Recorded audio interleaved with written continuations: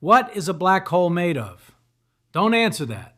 You're going to say collapsed stars. You're going to say matter crushed to infinity. You're going to say heavy stuff, and you would be wrong.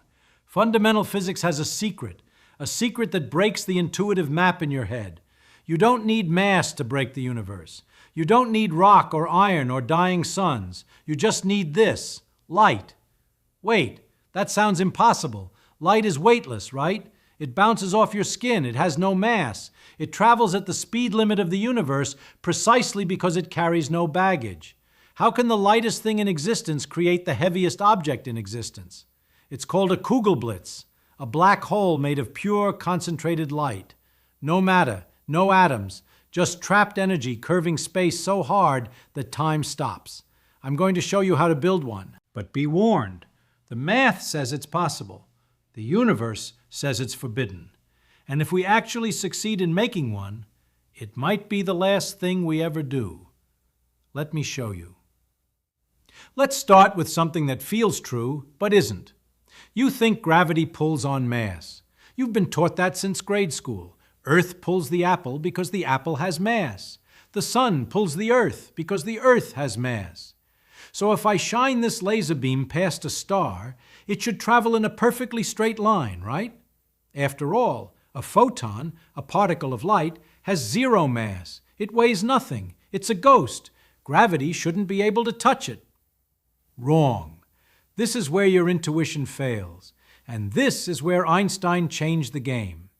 Everyone knows E equals mc squared, but almost everyone reads it backward.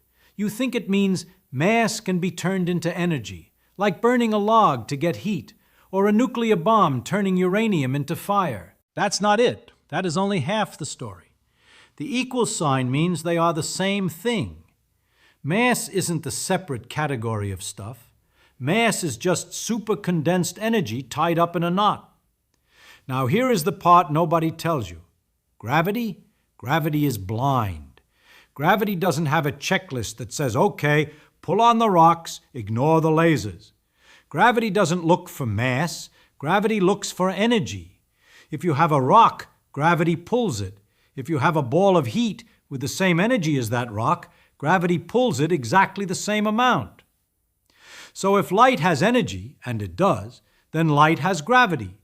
Think about what that implies. If I shine a flashlight, that beam of light has a gravitational pull. It is pulling on you right now. It is microscopic, it is negligible, you can't feel it, but it is non-zero. The universe feels it. So here is the dangerous question. If a single beam of light has a tiny bit of gravity, what happens if we take a lot of light? Not just a flashlight, I mean all the light. What happens if we trap so much light in one spot that its own gravity starts to pull on itself? What happens when the energy density gets so high that space can no longer hold it up? We don't need rocks to break the universe, we just need a box. Do this right now. Close your eyes. Imagine a box. But not just any box. The inside is lined with perfect mirrors, 100% reflective. Nothing escapes, not a single photon. Now, take a laser, shine it into the box through a tiny pinhole. Click, turn it off, seal the hole. Inside, that beam of light is bouncing back and forth. Ping, pong, ping, pong, 1 billion times a second. It is trapped. Now, here is the question that breaks physics students. If I put that box on a sensitive scale, does it weigh more than an empty box? Stop. Think. Your intuition says no. Light has zero mass. If I fill a bucket with zero mass, the bucket doesn't get heavier. Wrong. The scale goes down. The box is heavier. Why? Because you didn't just add nothing, you added energy. And because E equals mc squared, that energy has to manifest as mass. This is called relativistic mass. If you tried to push that box, it would resist you. It would have inertia.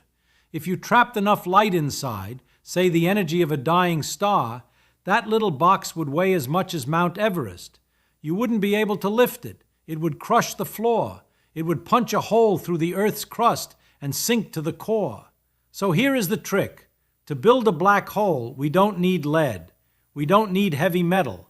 We just need to take that box and shrink it, squeeze it down, take all that light energy and force it into a space smaller than a proton. As you squeeze, the energy density skyrockets. The gravity around that point starts to spike. The fabric of space starts to sag under the weight of pure brightness.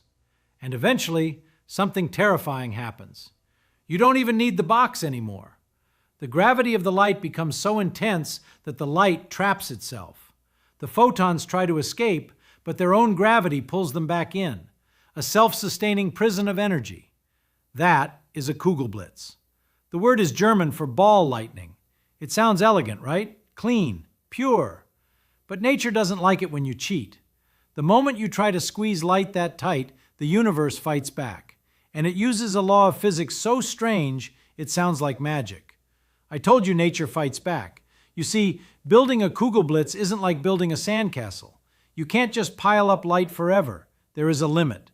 A hard, brutal limit. It's called the Schwinger limit, and it is the villain of our story. Imagine you take two lasers and cross them. Nothing happens, right? They pass through each other like ghosts. Ghost through a ghost. No collision, no drama. That is what makes light so special. Photons don't interact. They ignore each other. They pass through each other as if the other beam didn't exist. But that changes if you make the light too intense. Here's the thing. If you concentrate enough energy into a tiny space like the tip of a needle, the electric field gets so strong that it literally rips the vacuum apart. Wait, rips the vacuum? Yes. Empty space isn't empty. It is a bubbling soup of virtual particles, electrons and positrons popping in and out of existence constantly. Pop, pop, pop. They borrow energy from the universe and pay it back instantly. Normally, they vanish instantly. You never see them.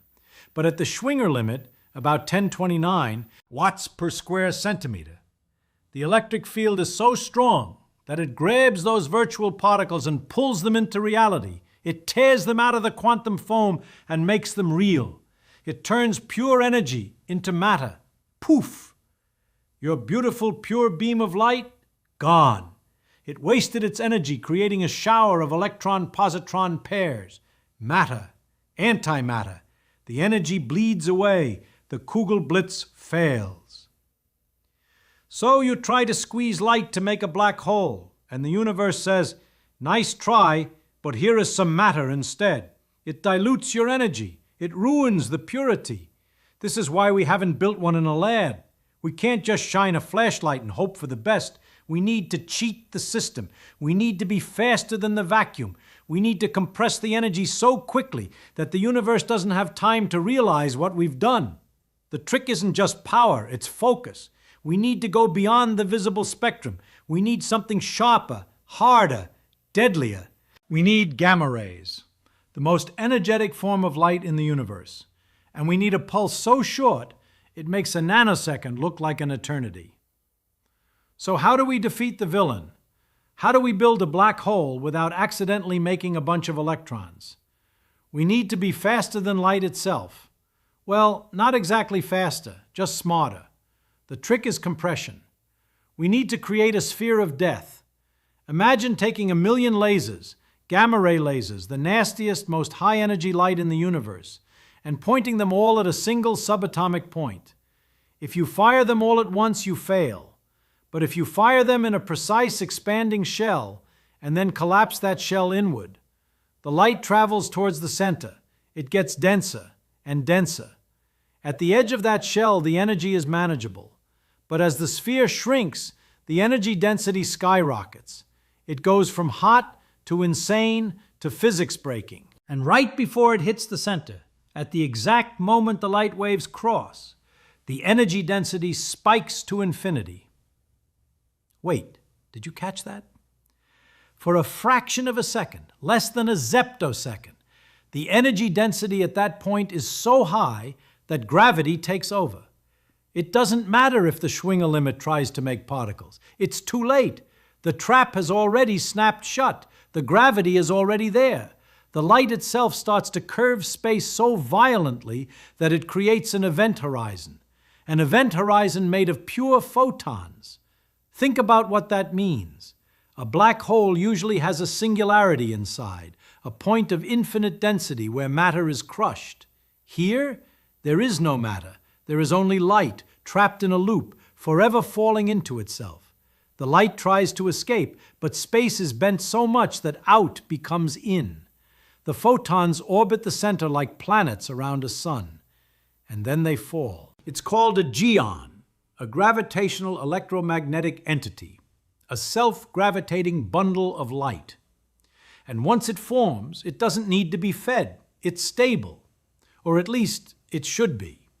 But here is where the story gets weird.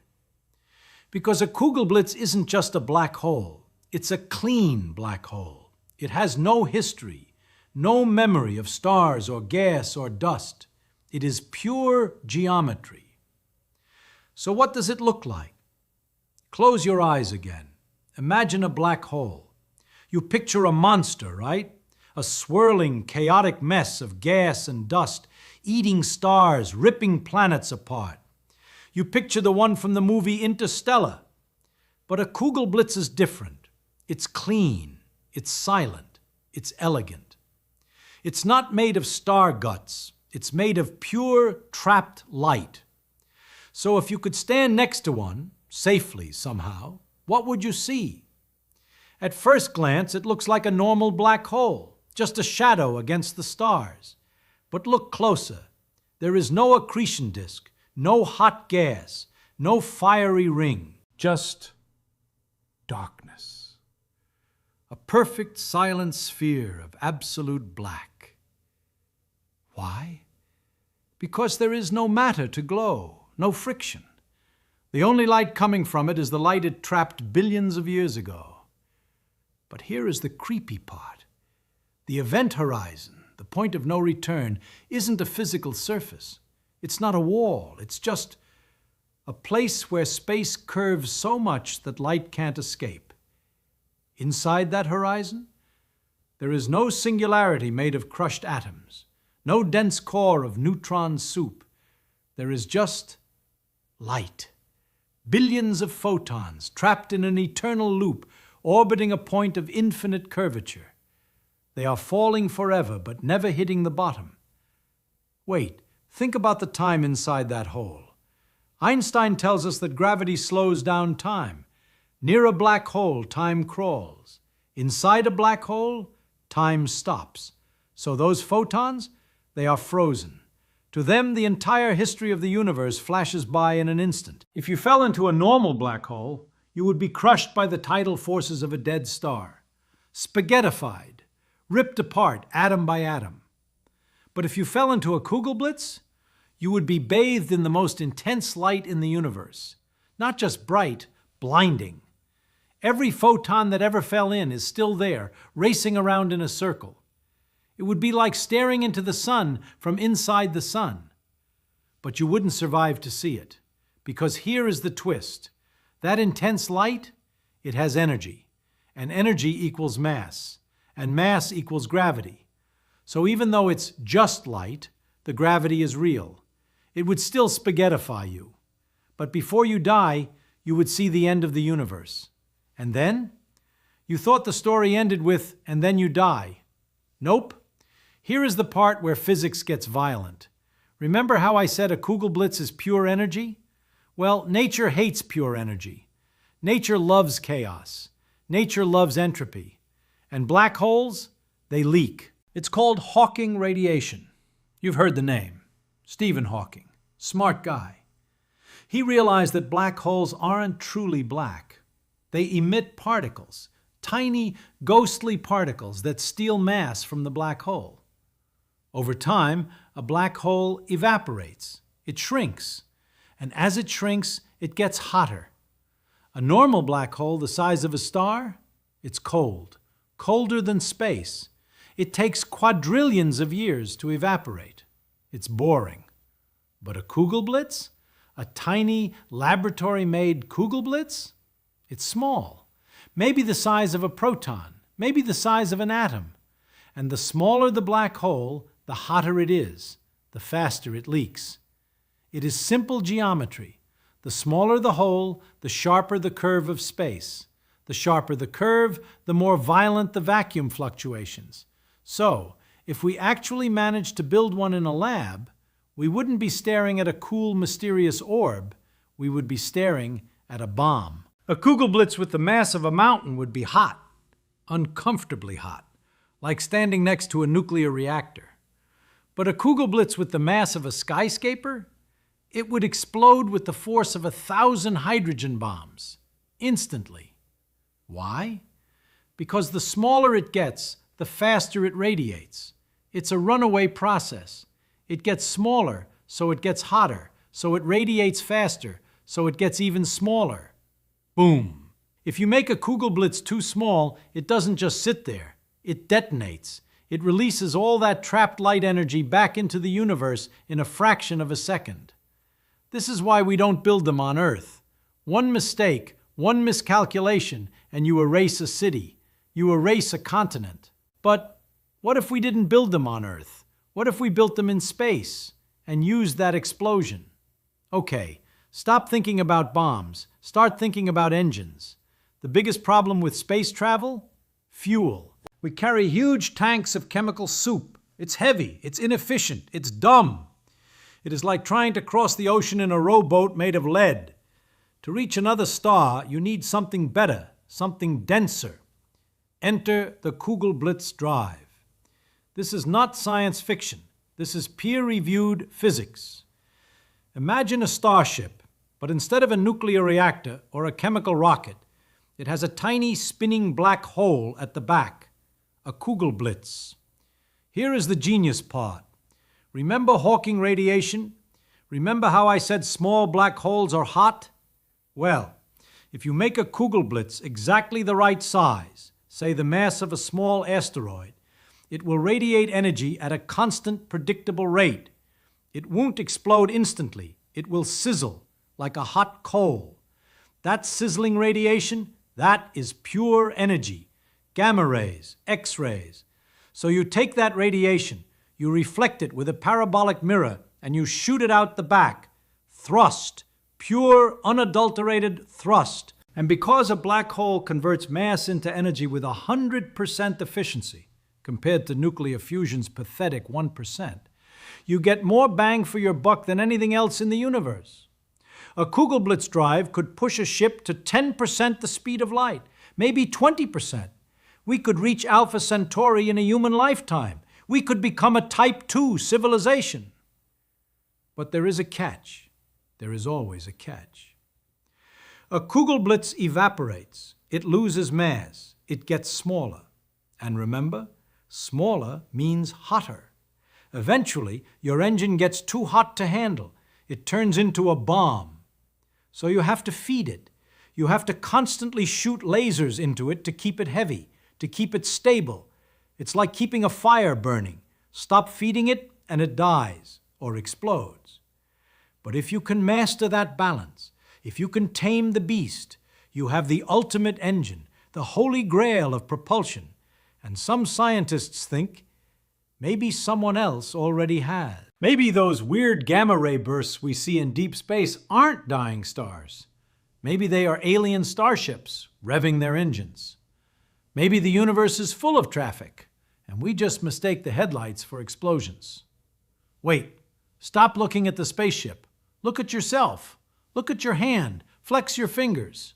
What are you made of? Atoms? Protons? Electrons? Quarks? Sure, that's what the textbooks say. But remember the beginning? Remember E equals mc squared? Remember how energy and mass are the same thing? If you can build a black hole out of pure light, and if that black hole has mass and gravity and behaves exactly like matter, then what is the difference between matter and trapped light? This is the thought that kept Einstein awake at night. This is the thought that drove the greatest minds of the 20th century to madness. Maybe there is no difference. Maybe electrons aren't tiny balls of charge. Maybe protons aren't hard little spheres. Maybe they are just light. Knotted light. Think about it. A Kugelblitz is just a knot of electromagnetic energy held together by its own gravity. It has mass, it has charge, it has spin. That sounds suspiciously like a particle. This is the theory of geons, proposed by John Wheeler, the guy who coined the term black hole. He wondered if all particles, electrons, quarks, everything, are just tiny, self-contained gravitational waves, tiny Kugelblitzes. If that's true, then you aren't made of stuff. You are made of trapped light. You are a walking, talking collection of gravitational knots, a billion tiny storms of energy woven together into a person. It forces you to rethink reality. If I touch the table, my hand doesn't pass through it. Why? Because of electromagnetic repulsion. But if the electrons in my hand are just knotted fields, and the electrons in the table are just knotted fields, then nothing is touching anything. It is just one field pushing against another field. Solidity is an illusion. It's a beautiful idea. It's poetic. But is it true? Most physicists today say, probably not. The math for geons is unstable. They leak energy too fast. They decay. They shouldn't exist for more than a microsecond. But we don't know for sure. We haven't looked closely enough. Maybe the universe found a way to stabilize them. Maybe the electron is just a perfect eternal Kugelblitz that never leaks. If that's true, then the entire universe is just light, folded into different shapes. And gravity isn't pulling on matter, it's pulling on light. It's light pulling on light, forever. Let's go back to the flashlight. I told you at the start that light has weight, that gravity pulls on it, that if you squeeze enough of it, you break the universe. We started with a beam of light. We ended with a black hole. And along the way, we realized something profound. Physics isn't about stuff. It isn't about rocks or planets or atoms. It's about energy. It's about curvature. It's about geometry.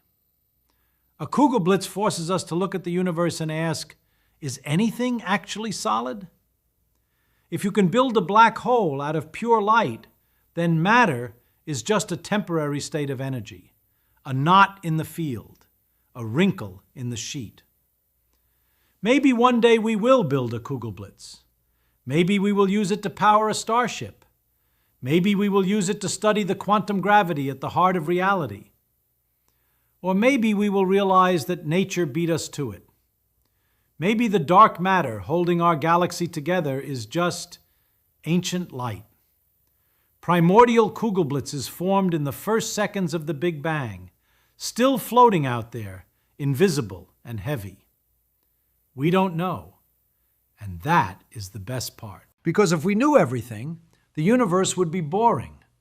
But as long as there are mysteries like this, black holes made of brightness, physics will never be finished. So the next time you turn on a light, remember, you aren't just illuminating the room. You are pouring gravity into it. You are bending space. You are creating a tiny, imperceptible pull on everything around you. You are holding the seed of a black hole in your hand. Don't drop it.